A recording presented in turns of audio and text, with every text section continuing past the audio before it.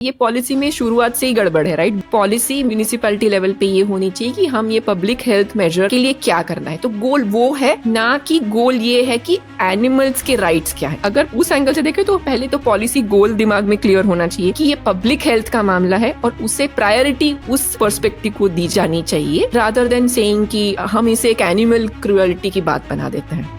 दूसरा ये कि कॉस्ट ऑफ पॉलिसी क्या है। एबीसी रूल्स 2001 से आए हैं, 25 ईयर्स से तो ये चल रहे हैं और हमको दिख ही रहा है कि ये काम नहीं कर रहे हैं। हमारी म्यूनिसिपैलिटी के पास इतना पैसा है ही नहीं कि इतने सारे कुत्तों को वो न्यूटर करें, उनको हम वैक्सीनेट भी करें और फिर वहाँ पे छोड़े भी और मॉनिटर भी करें। मतलब और कुछ नहीं है क्या संभालने को हमारे देश में? नॉर्मल सड़क के गड्ढे, कचड़ा जो उनके काम है वो तो कर नहीं पा रही है। यही काम करे तो यही करती रह जाएगी। हाँ एग्जैक्टली। तो कॉस्ट क्या है जो आप अपनी पॉलिसी बता रहे हैं और हु इज अकाउंटेबल, राइट। अभी इस केस में जैसे जब आपने कह दिया कि म्यूनिसिपैलिटी उसे यूथेनाइज नहीं कर सकती है, तो बियॉन्ड अ पॉइंट आपने म्यूनिसिपैलिटी के भी हाथ बांध दिए। अब म्यूनिसिपैलिटी क्या करेगी? म्यूनिसिपैलिटी बोले हमने पकड़ के इनको न्यूट्रल कर दिया है और सारी जगह पे तो वो भी नहीं हो रहा है। जैसे शायद दिल्ली एनसीआर में फिर भी ये प्रोग्राम्स थोड़े बहुत अच्छे से चल रहे हैं। मुझे पता है मेरे छोटे से शहर में कुछ नहीं है, ये वो सब लोग ऐसे ही मल्टीप्लाई कर रहे हैं। तो अभी इस तरह से म्यूनिसिपैलिटी को भी एक मौका मिल गया कि अपना झाड़ ले हाथ। और अब जब बोलते कम्युनिटी संभालेगी, भाई कम्युनिटी में तो उसका तो कोई एक फेस है नहीं, तो किसको पकड़ के आप किसके ऊपर जिम्मेदारी। जैसे आपने कहा कि अगर मेरा कुत्ता कुछ करता है तो मैं उसके लिए लायबल हूँ ना कुछ मुझे किसी को पैसा भी देना पड़ेगा अगर मेरा कुत्ता किसी को काटेगा तो।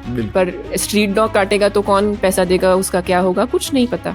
तो ये सारे एंगल से ये पॉलिसी में बहुत गड़बड़ है। और सुप्रीम कोर्ट क्यों रेगुलेटर बनी हुई है? क्योंकि कहीं ना कहीं मुझे लगता है कि प्रोएक्टिवली म्यूनिसिपैलिटीज ने इस इशू को लेके उस पे जो करना चाहिए था काम शायद नहीं किया, या एटलीस्ट रेज किया तो भी शायद असफल रही है इस चीज को। जैसे मैंने कहा कि केरला ने ट्राई भी की है, पर हाँ मुझे लगता है उनके हाथ जो बांध दिए, मुझे लगता है वो जो नेशनल लॉ है वो नहीं होना चाहिए, उसको रद्द कर देना चाहिए।